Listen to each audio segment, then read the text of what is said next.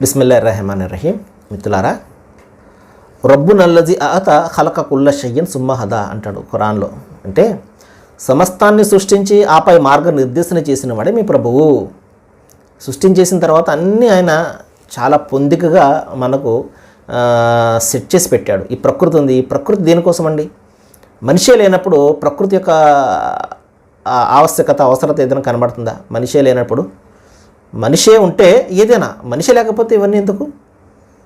ప్రకృతి అనవసరం కదా. మనిషి లేనటువంటి ప్రకృతి ఎందుకండి? గాలి ఎందుకు? ఈ వాన్ ఎందుకు? ఈ మొత్తం ఈ సిస్టమ్ అంతా ఎందుకు?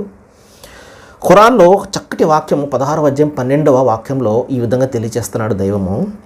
ఆయన మీకోసము, మీ మేలు కోసము రాత్రిని పగలును సూర్యుడిని చంద్రుణ్ణి మీకు వశపరిచాడు అంటున్నాడు.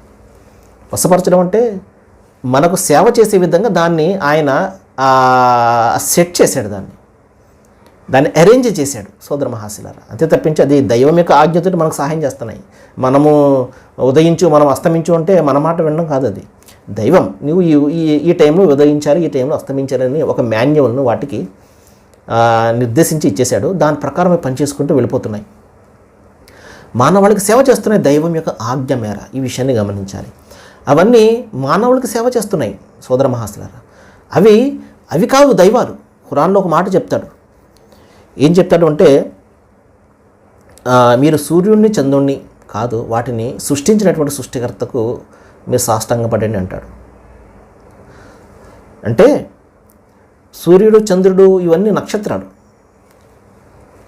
అటువంటి కోటాను కోట్ల నక్షత్రాలు ఉన్నాయి. వీటి వల్ల మనకు లాభాలు, వీటి వలన మనకు నష్టాలు అవి కలగడం అనేవి కావు. నక్షత్రాల వలన లేకపోతే గ్రహాలు ఇవన్నీ ఉన్నాయి చూసారా. ఇవన్నీ మళ్ళీ అది వేరే మూఢమైనటువంటి నమ్మకాలు, అవి పక్కన పెట్టేయండి. అవన్నీ దైవం పెట్టినటువంటి ఒక అరేంజ్మెంట్స్. అవన్నీ కూడా మానవాళికి సేవ చేయడం కోసము. నక్షత్రాలు కూడా ఆయన ఆజ్ఞ వలనే మీకు వశమై ఉన్నాయి. వశం అంటే మనకు సేవ చేస్తున్నాయని చెప్పేసి. బుద్ధిని ఉపయోగించే వారికి ఇందులో ఎన్నో సూచనలు ఉన్నాయి. కాబట్టి వాటి వలన మనకు లాభ నష్టాలు కలుగుతాయి. గ్రహాల వలన, నక్షత్రాల వలన, మరొకటి వలన లాభ నష్టాలు అవి కావు సోదర మహాశిలారా. నష్టం కలిగించేవాడు, లాభం కలిగించేవాడు సృష్టి ప్రభువు. ఆయన ఆజ్ఞ మేర ఇవన్నీ కూడా మనకు సేవ చేస్తున్నాయి. కాబట్టి ఈ సేవ చేస్తున్నాయి కదని చెప్పేసి వీటికి కృతజ్ఞతలు అర్పించడము, లేకపోతే వీటిని ఆరాధించడం ఎంత మాత్రం కూడా చేయకూడదు. మనం ఎవరిని ఆరాధించాలి? వీటినన్నింటి మనకు వశం చేసినటువంటి ఆ సృష్టి ప్రభువును మనం ఆరాధించాలి. సృష్టికర్తను మనం ఆరాధించాలి. రండి ఇస్లాంను